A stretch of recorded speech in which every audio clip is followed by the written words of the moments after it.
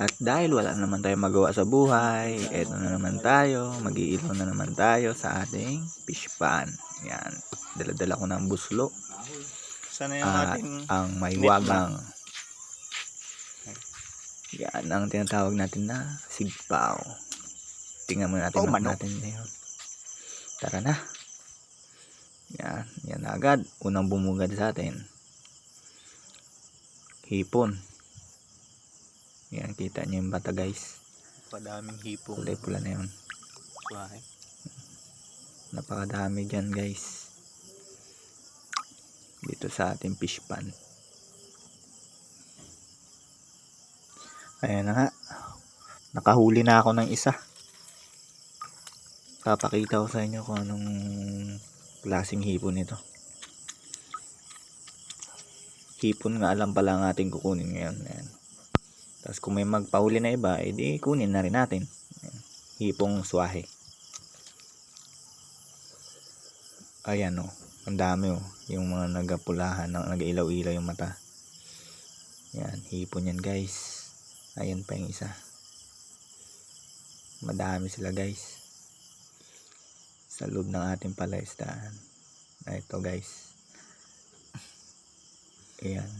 Isdang tampasakan. Nasa putikan. Ganda ng bahay eh.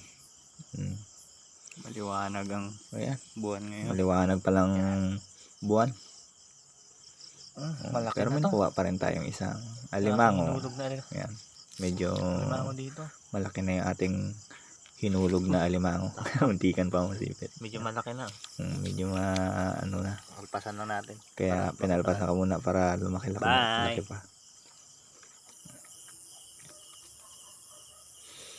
Binala ko dito mag-ilaw kaso ang daming duckweed sa loob ng palaisdaan namin na to. Halos covered niya na lahat ng tubig. Kaya puro duckweed. Lumipat na lang ako ng ibang ano.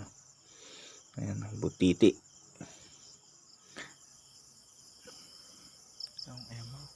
Ayan nga, may nakita pa ako ulit na isang limango. Pulahan. Medyo maliit pa guys, kaya hinayaan ko na lang muna. Medyo maliit pa. Dahil bilog ang buwan, hindi na ako nagtagal pa na kasi madalang na yung nagpapakita. Kaya nag-decide na akong umuwi. Papakita ko na lang sa inyo guys kung marami-rami rin nakuha natin. Ayan na. Kunin natin yung planggana ng kulay blue. Yan yung mahiwagang planggana namin dito. Okay. Ayan. Tanggalin mo natin.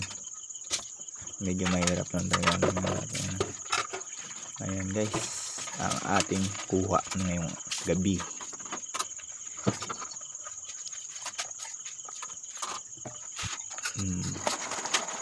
Medyo madami na din. Okay na to.